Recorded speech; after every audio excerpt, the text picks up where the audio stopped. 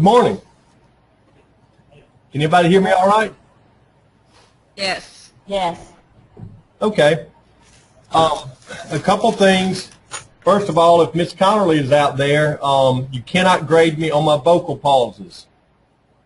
And I threw a few errors in for the English teacher because I know if they're not looking for errors, they're not happy and they're not entertained. So I'm going to tell you what I told Kirby when she first asked me to do this. I think there are a lot of people on campus who are probably know more about this than I do. That there's no doubt the nursing teachers probably could talk to you more about health and what's right to eat and things of that nature than I can. And the coaches could probably talk to you more about physical training and things like that and do better than I can. But I do have a little bit of experience in this. And I want to give you a little bit of background before I get into what I'm going to say. About a year and a half ago, I started having some health problems. And I had a lot of pain in my lower abdomen, and I had reached a point where I couldn't do anything. And I was probably 30, 40 pounds heavier than I normally walk around. I teach karate on the weekends, and I'd get in class and try to show my students how to do one thing that took about 5 seconds. And when I was finished, I was winded, and I couldn't do anything else beyond that. And it wasn't really a whole lot like living. It was sort of a whole lot like just existing. And it took them a long time. Well, they haven't really figured it out, but it took them a long time to sort of get a handle on what was causing that. Part of that was the insurance not wanting to cooperate. But about 6 or 7 months into it then, about a year ago now, I started getting pain in my arms. And I mean, incredible pain, and it just completely, almost just debilitated me to the point I couldn't do anything. Couldn't sleep at night. It was so much pain. And I would get up in the mornings, and I would get a 20-ounce soda to get myself going, and that's what I do every morning and a couple times during the day because I just had to have something to make the motor run. And eventually, they sort of got a handle. They figured out I had some herniated disc in my neck, and they sent me to physical therapy, and thankfully we were able to work most of that out. But I reached a point where I said, you know, I've got to do something because I'm just sort of here every day, and if I don't do something, it's just really not, you're really not living, you're sort of existing. And I happened to see something about a set of races they call the Spartan races. They're obstacle races. And you do all kind of crazy stuff in them. You climb through the mud, you go over walls, you do, it's crazy. And there was one in Mississippi, and I told myself, I'm going to do that. And that was going to be in November, and this was about May. And I said, I'm going to get myself in shape, and I'm going to do that. And that's the important part of what I'm going to talk to you about today is the idea of setting goals. So I had myself a goal, and I said, you know, I'm going to do something about this. And so I began to make changes in my lifestyle to sort of reach that goal. And I'm a firm believer that goals are important for anything that you do. It doesn't matter what it is. And so if you can do that, short-term goals that take you to a bigger goal. I know we talked to our students about this. So that being said, there's a couple things I want to talk to you about today. And basically, they're going to revolve around, okay, if I can get things, there we go. Diet is the first thing I want to talk to you about, and exercise is the next thing that I want to talk to you about, okay? As far as diet goes, one of the things you have to understand is small changes make a difference. If you make little things, substitute an unhealthy snack or drinks for a more healthy one. So if you give up one soda a day, or if you give up that bag of chips and you pick something better for you, instead of drinking that 20-ounce Coke, you drink a 20-ounce water or something like that. If you cut back on the number of snacks or the number of things you do, or you cut back on the portion size, I believe you can't just give it all up. You've got to be able to cheat a little bit. If you give it all up, your body's going to reach the point where one day you're just going to give in and you're going to take it all in one day. And so I think you need to give it up a little at a time. And I want to show you a couple things because we don't think about the numbers a lot of times. To me, sugar is the big enemy. All right? our body doesn't process everything. There are any nursing instructors out there, if I get some of this wrong, raise your hand, yell at me, and correct me, because I don't want to give misinformation. But our body doesn't process everything in food the same way. We don't use sugar and carbohydrates the same way that we use protein. And so things like sugar, the analogy that I use to help me understand it is, when you take sugar into your body, there's no nutritional value to it, right? So basically, if you think about filling up your car, when you take sugar in, it's the beginnings of it. It stores itself in your muscles to use as immediate fuel, and then any extra you have, it stores itself in the reserve tank, which is the fat cells in your body. And so if you take in too much sugar, your body's going to store it to use it for fuel later on. See, protein's a little different. Protein helps rebuild muscles when you tear them down and things of that nature. You get too much protein, and really there's not much else your body can do with it, so it just flushes it out of the system. Or at least that's the way that I understand it. Right? And so too much sugar equals to too much waste, basically. Right? Not S-T-E, but I-S-T, right? And I make a difference between natural sugars and added sugars. So if it's a fruit, there's sugar in fruit. But to me, that's different than the sugar they add to things, like in processed sugars, like in Coca-Colas or in bread or in ketchup. You would be surprised how sugar shows up. Sometimes it's different names, fructose or corn syrup or something like that. But it shows up in these things, and you just have no idea how much sugar you take in a day when you add all the grams up. And the recommended grams is somewhere around 38 a day. That's all you're expected to get is 38 grams of sugar a day. Right? Now, keep that in mind because I want to show you something. A 20-ounce Coca-Cola has 275 calories and 75 grams of sugar. Now, you've got to be careful. If you notice on the left, that's the breakdown per serving size. So a lot of times people will look at that and they'll go, oh, it's only 110 calories, only 30 grams. But there's 2.5 servings in one 20-ounce Coke. So a lot of times the label can be misleading to you. So if you look on the right, that's what's actually there, 75 grams of sugar. That is almost twice in one beverage. That's almost twice what you're expected to get in a day. So now imagine if you drink 2 or 3 of these things, right? You're going so far beyond what they recommend you get that it's just really, it's not a good thing at all, right? Not to pick on Coke products, a Mountain Dew, right? Same thing. One serving of a Mountain Dew is 110 calories, 31 grams of sugar. So if we turn that into the 20-ounce, because look, let's be honest, if you go buy a 20-ounce, you drink a 20-ounce. Right? You don't drink half of it and throw the other half away. You tend to drink what you get. Right? 20 ounces, that's 275 calories, 76 grams of sugar in one drink. So if you eliminate that one beverage, you've taken 76 grams of sugar out of your day, and that's just by doing away with one beverage. Now, some people drink 2 or 3 of these a day. Or let's say that you knock the portion down. Instead of buying the 20-ounce, you buy a can. Right? So now instead of 76 grams of sugar, you've got 31 grams of sugar. Okay? And so you knock that down, and sometimes you just reduce it to small things. When I worked at another college, the IT guy was a friend of mine. He was a tall guy, and he was a heavy guy. And he just started losing weight. And one day I asked him, I said, man, you've lost so much weight. I mean, it was incredible the amount of weight that he lost. I said, how did you do it? He goes, I quit drinking sodas. I said, well, your exercise. Nope, I quit drinking sodas. He lived off of Mountain Dews. You never saw him without one. And he said, all I did was put down Mountain Dews and pick up water. He said, and that's it. That's all I did. And it was incredible the amount of weight that he lost just by making that one solitary change. Okay, you don't have to. It's not about completely changing your lifestyle. It's got to be something you can sustain. If you make wholesale changes and you can't sustain them, they're not any good. You do great for a month, and then a month later, you're back where you started from. Right?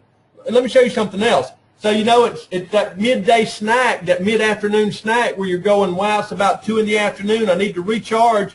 So you go buy that Coca-Cola, all right, and get that 75 grams of sugar, and you pick yourself their Reese's Peanut Butter Cups. All right. It crashed the system, didn't it? It did. Don't take it away from us now. I guess Hershey's Corporation got me. It sure did. I appreciate that. That was the break so that you could go and take all your soft drinks and stuff and put them away and get some water to drink.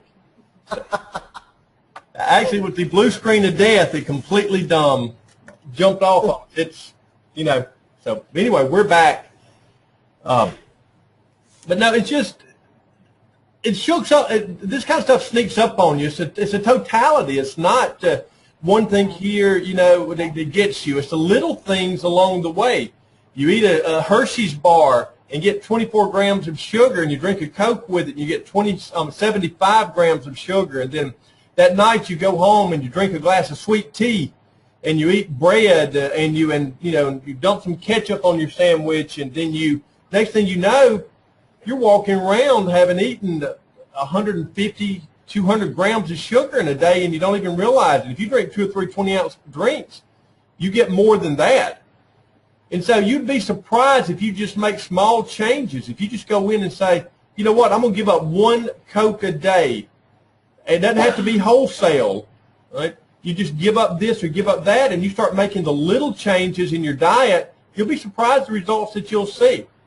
And success feeds on itself. You know, once you see a little bit of success, and that inspires you to do other things that's going to help you see success. But there's a big part of this diet. I may not have my math right, and if somebody knows better, they can say, but I think if I remember correctly, a pound equals about 3,500 calories. So if you want to lose a pound, you got to create a calorie deficit. And what that means is you've got to burn more calories than you take in, and when you reach 3,500 more in the deficit, then you've lost a pound. So if I lose, 500, if I create a deficit of 500 today and 500 tomorrow, when I reach 35, I lose a pound. And so you'd be surprised how fast you can create a deficit just by doing away with making small changes to some of the food that you eat. It doesn't have to be huge. It's just little things. You start small sometimes. And the other thing that I want to talk to you about is exercise. Hey, look, start small. One of the mistakes that people make is they go out, they get a gym membership, they put all this money into everything, they get in this big workout routine, and they wake up every morning, they can barely move. And it just becomes unsustainable. You know, you're miserable, you're not enjoying yourself, and then so we let it taper off. We miss a day here for this excuse, we miss a day there for that excuse, and before you know it, we're just not going back anymore. So start small. What I told you earlier, right, is I couldn't, when I started back, my workout that I was using would say you need to run for 20 minutes. I couldn't walk for 20 minutes. And so I just did what I could, and I built myself up. But if you never start, you never get there. And so the thing to do is set goals. You just set small, obtainable goals and say, okay, I want to do this. One of the things that I'm doing this month, we have a different thing every month. It's a 30 for 30. So you do 30 of one exercise a day for 30 days. And this month it's push-ups. And so there were people who were, posting and everything. Well, I tried to do mine today, but I couldn't do all 30. I had to break it into 3 sets. That's okay. You start small and then you build your way up. By the end of the month, those people are going to be doing 30 push-ups in one pop. But if they never started, they would never get there, right? And so you've got to find a workout that fits you. What works for you? What I do doesn't work for everybody. And what other people do doesn't work. But you can do little things. So you decide you're going to walk to class, the long way around. And then it takes you an extra 5 minutes. And that 5 minutes here, that 5 minutes there, it builds up to 30 minutes of exercise a day, and that's what they recommend. It doesn't have to be 30 minutes all at once. If you can accumulate that, you'll be surprised what you'll be able to do. And set yourself goals. Okay, I can walk for 5 minutes now, and I'm out of breath. I can't do it anymore. Right? By the end of the month, I want to be able to walk for 15 minutes without stopping. Right? And then you just build from there. You got to find something that works. And a lot of times we jump in with both feet. We're all excited, and then we can't do it. And when we can't do it, we get discouraged and we give up. Right? And so, those are the things that you need to think about. Right? And do the little things that you can do. Right? So radical changes don't work. Right? So, what we'll do at this time of the year is a perfect example. We'll come in and we'll say, oh, it's February. Hey, before you know it, it's going to be May. It's going to be summer. And we'll be going, hey, I want to, I want to make changes to my body. I want to be able to fit in my Speedo by summer, And that's fine. If you can do that for 2 months and go, excellent.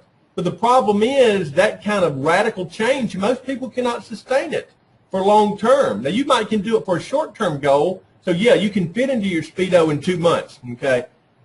Before you can't sleep at night, I do not wear a Speedo, okay? I don't want to scar anybody, all right? But you understand what I'm saying. We start thinking that way a lot of times, and then even if we make that goal, then we stop, right? And that's great for a short-term goal. But really and truly, if you're going to make it a long-term thing, and what we're talking about here is your long-term health. We're not talking about, hey, I can fit in my bathing suit this summer, and then by the time that winter rolls around again, I'm packing it on so I can hibernate. Right? We're not talking about that. We're talking about a healthy lifestyle, and that's what you have to do. You have to make it a lifestyle. And if you go vegan all of a sudden and you cut all this stuff out and that stuff out, are you going to be able to do that the rest of your life? And that's the question. The answer for me is no. I love meat. I like to eat meat. And so I'm not going to be able to be a vegan. I just can't do it. Right? When you tell me I can't have my steak, I'm going to get ornery. It's going to get ugly. And so, you got to find something. So we get into these diets, the paleo and the this and the that. But are you going to be able to do that the rest of your life? You spend 3 hours a night preparing food for a specialty diet. Are you going to be able to do that the rest of your life? And so it's about a lifestyle. You make small changes, and then you build off of that, and you work your way up. Right? I always ask my students this in class. Does anybody know how to eat an elephant? One bite at a time. You can't eat the whole thing. Right? You eat it one bite at a time. That's how you do it, and that's what you do here. One bite at a time. It's the small steps. And then all of a sudden, the small steps turn into big things. I look at myself now, and it really amazes me the changes that I've been able to make. Right? I'm not a big guy, and so a lot of times when I carry weight, it's sort of deceptive, and I always carry weight in my waist, always. And so what I notice, the things that make it worthwhile for me is, wow, I'm at another loop on my belt. My pants fit me a lot better than they did. I'm not struggling to breathe every day. They actually fit. They're loose even. I can go out and walk for 20 minutes now if I want to. I can get in the yard and play with my kids. Right? Hey, tomorrow morning I'll be able to slap the pads on and beat up some teenagers. Right? Which is one of the joys of my life. I know that sounds bad, but they pay me to beat them up, so it's okay. But see, I couldn't even do that in the past. The little things, the things I enjoyed, I couldn't do because my health had gotten bad. I'd gotten out of shape. I'd gotten weight. And it's easy to do. And it takes you quality of life away. And that's what it's about. It's about having a quality of life. And so find what works for you. Little things, I'm going to tell you, there's little things. The thing on the left, if you're looking, you'd be your left too, is a pedometer. All it does is count your steps. And that's a small change you can make, and it will surprise you, because what you'll find is at the end of the day, you'll take that off of your belt or whatever, and you'll look at it and go, wow, I walked 11,000 steps today. And you know what you want to do tomorrow? You want to walk more. You set you a goal. You want to try to beat what you did the day before. And so it's a little thing that you can do that'll set you a goal that'll help you. Now, the thing on the right, Marcus Gordon can tell you more about this thing than I can, is a Fitbit. What it is, it measures everything. It'll measure your heart rate. It'll measure how many steps you take in a day. It'll tell you about calories burned. It'll tell you how you slept last night.